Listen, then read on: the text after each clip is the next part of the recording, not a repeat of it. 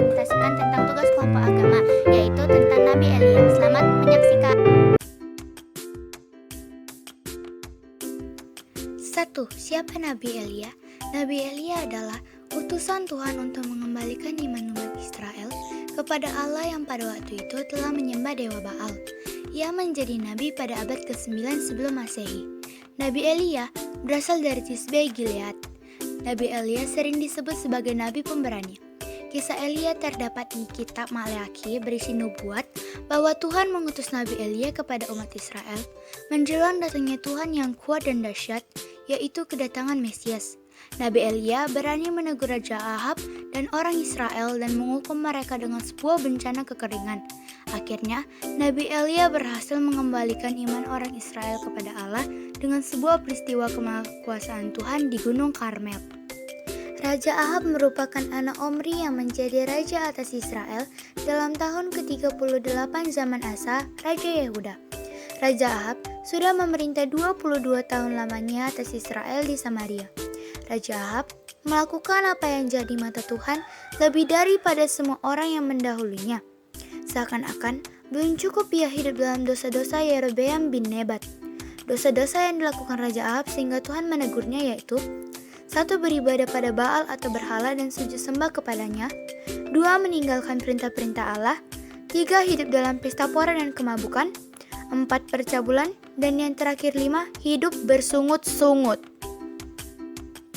Melihat hal tersebut, Tuhan mengutus Nabi Elia untuk mengembalikan iman umat bangsa Israel yang sudah berpaling darinya melalui peristiwa di Gunung Karmel. Nabi Elia melakukan banyak mukjizat antara lain 1. Menggandakan bahan makanan. 2. Membelah air sungai Yordan. 3. Membangkitkan anak dari mati. 4. Menghilangkan racun dari sup yang dibuat untuk para nabi. Dan masih banyak lagi. Tugas Nabi Elia antara lain 1. Mengingatkan bangsa Israel. 2. Menasehati bangsa Israel. Dan 3. Memperingati bangsa Israel untuk bertobat dan kembali menjadi umat Allah yang benar.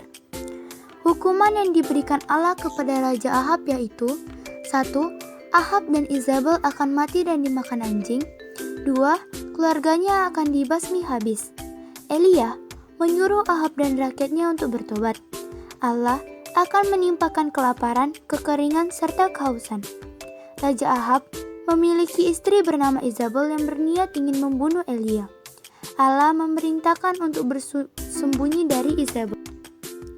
Nabi Elia bersembunyi di dekat sebuah mata air. Ia minum di sana dan Allah mengirim burung-burung untuk membawakannya makanan. Nabi Elia juga memiliki doa kepada Tuhan yaitu sebagai berikut. Kisah kematian Elia.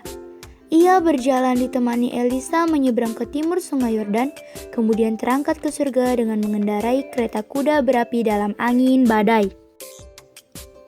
Jadi teman-teman sekalian, kita dapat menyimpulkan bahwa cuma satu Allah kita di bumi yaitu Tuhan. Kita juga harus percaya kepada ajarannya dan perintah-perintahnya. Dan janganlah kita menyembah berhala, supaya Tuhan menyediakan tempat untuk kita di akhir zaman. Kami dari kelompok 3 meminta maaf yang sebesar-besarnya jika kami memiliki salah dalam video berikut. Terima kasih.